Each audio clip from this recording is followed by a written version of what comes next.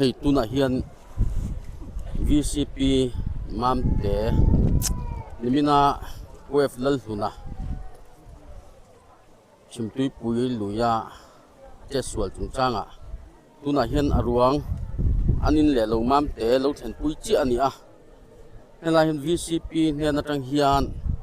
Nimina chesual dan le ruang hmuh chho ani dan report toy ngai thlon taila a hriat ang le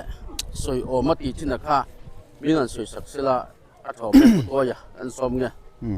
le lome ke hi Mamte VCP pubilal ngil neya kania nimin dedi somthum thlasom panni khan chimti puya pueflal hluna kumthar chome zong chu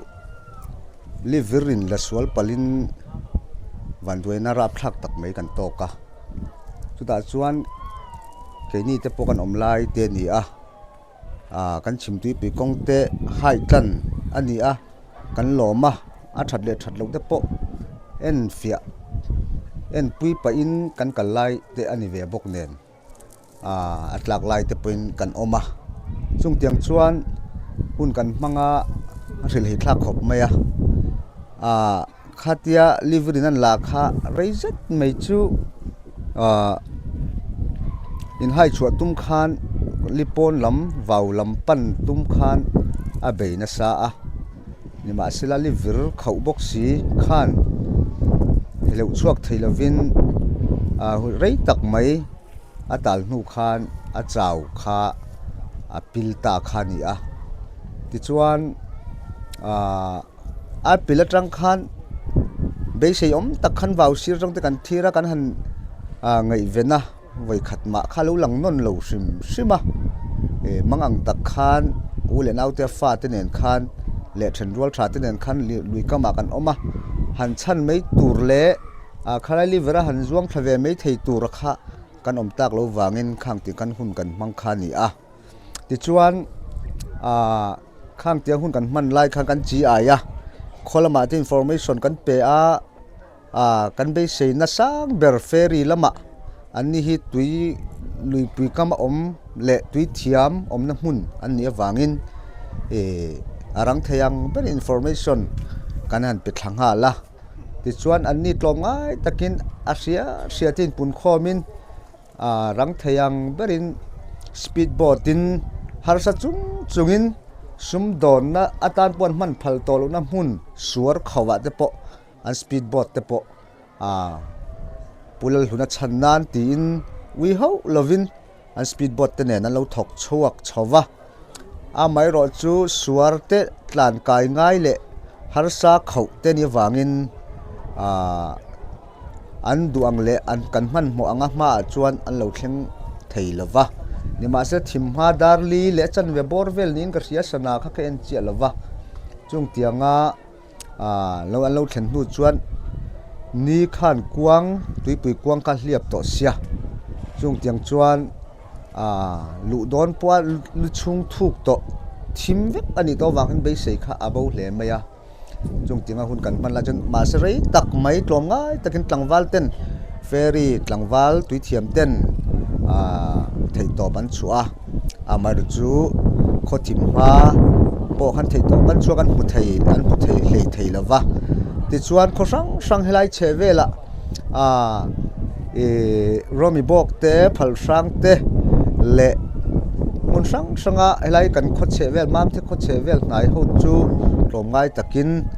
kan chanchin te le kan thom te sia in an lo information te in pe zan po sei lovin zana an lo chuak thla ti khan helai mam te kotlang tang wai mail te le pawalai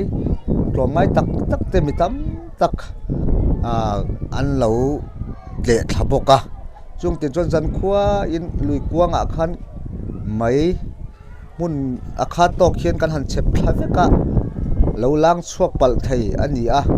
chung te po chu vengin zan khotai re thlengin tleivar thakin kan han veng kan han thi thlaya ti chuan jing khua alo vara kho rang tang te thingfal tang te thlenga tang te kan in bel zela tiang khanin kan khua mam te khua tla tang nge mei po in bel zel khani ti chun ferry lam tang te po ruai tu MTP ruai tu te an khotlang ruai tu te phal sang tang an VCP te nen lam lo chukin mathar kan han la thar le khani chuan thei top chuin ni ina kuang han en le thein huwa khan bot nen long nen in vengin thei to pin tlangwal tlom ngai ten tui thiam ten tui puya tlak na mun vel te an han en fia an han luta an han zonga khang tiang kan hun kan phanga hun rei tak dar som le minute som li paruk chi anin ka ria sei sual mei thaya chung tianga chuan atlak na tanga vaulam hlek apil kan ti na tanga vaulam hlek hian ama chu mu anita athuk zawng hi hlam ni atang hlam thum vel ni in an soya tiang huna khan an han chuak ta khan ni ti chuan kan han boy soma kan han sing sa thom hno je kan han hak tir kan han thak ti chuan abuk lama amari na mun nge ya thom hno je thak fel vek ani to nu khan kan han zon thla abuka kan han chol puya ti chuan hunte arei zelanga helai kholama aruang hi thlan mulama da ngal tur ni wangin man mo tak chungin kan han che kan han ti zunga kuang te mam te tang lo thon thalo phur thlak me kan ni ti te kan ria chu po ngak chuak lo zokila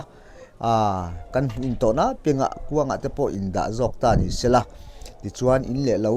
le lo te po thlen pui ma minu pui fanau te le chung ko u le nau te zong te poina hun rei zok le hun tam zok in le lawa thut pui ve kha be sein chung tiang chuan ma kan han la thei to pin tran kan han la ve kan han rang theyang ben lo chua pui ani tiang hian tunang hun kan thleng ani chung lai ka soitel du em chu kan kho che vel mam te na kan kho che vel kan kho then om ho tui pui ra le lampang kan kho then om te an tlom ngai ema chunga chuan village council ming in khotlang min an chunga hin lom thu ka soi tak meu ani ti kha ka soi thei tok mi te se chuan voin ni som thum pakhat sang hi le som hi le panga ni to ber ni nia voin nia hian dar le voin tum lai lampang we me hian in engting program hen siam he ka the chia lo ka lo thlem chho chau khan si eng man dar thum man ti ni khi dar thuma dar thuman vui don na in ama kul hun te chung chang hian in kotlang le ama mi man nun thum ma hian atlom ngai zia te kha sui cham ti ni kha ne helai hi soi mei thei lo khan ni pul hun te hi mam te kotlang atanga tui pui hmuna engtik lai do thopwa fur athala lo rek lun khan ni kan khomi mai ni lo mun sang lo tlo tu te le lui lo tlat tu sim te tan hian mi trom ngai em mai ui nei lo anei zong po in seng ral vek ngam thina khan ni chu wang chuan mi te po hianin an ngam tla ka achunga hianin mitam tak ang khot chenom tele elai tui pui ra le lampanga kho ho tele chol thin che chuanin an ui tak meu ani ti te po kha voi tu aruang kan lak chonu te pon an sei cham chi ve bok ani an pui fanau de anu pui fanau te hi fa hi panga tuna hian panga paruk nin ka siak soi sual mai thei chung vel chu fa paruk nein nupui nei boka khang tiang khan nupui te na kho sa hin ni fa po pa ber hi si tlang lama nupui te nein a kho sa thina amar chu po chu helai che solai te point mi ta munge tu ani tel boka afa te pani upa ber te pani hi yang chuan thei to pan chua ve ni point amal chu ti ni na om ngang lo kha ani tlat chi alom he me koya VCP hnen atangin unun te Nimina Tuitla dan report le Vawiin an lo thlen pui dan thleng le un an lam man chho del dan report le thak ani a un chep ta kara report minan pek sak thia kan lom hle a khar chung te lusun chung te kan ko pui tak zet zeta in Mamte khutang po mun rang atangin ko pui na thu tam em a kum thar tim takin kan mang don ma kan ti mek la ya anga ko pui kan tha ei hi koi kan ti pui tak zet zeta malam hun zela Mamte khutang te po athian kai khoi lom pui na an chan zel thena turin lu sak na lan chu ni em lo me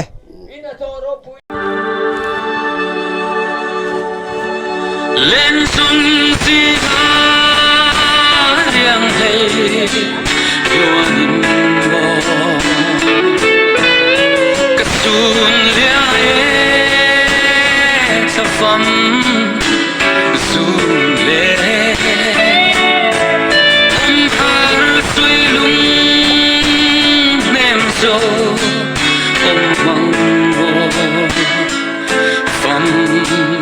sun le nga riêng tê pham tai riêng chẳng số ta mà na cần lung du sông tê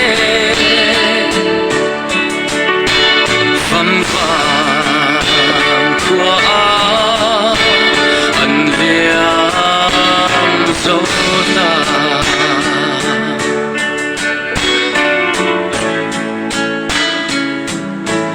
pham su na ya sai tin for hianin ka phang zele dam la su oi mo thin lang oi hiang e lai min fan ni ai mai pham tai chẳng số ta mà na cần lung du sông tê pham phàm khua an liam so ta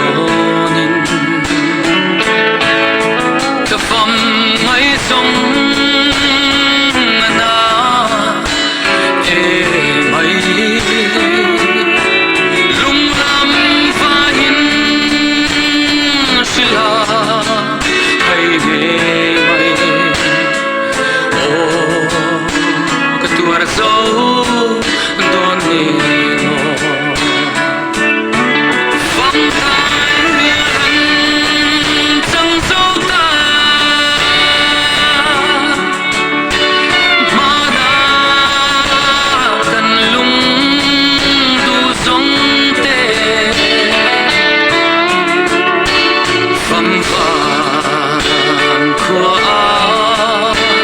an liam so ta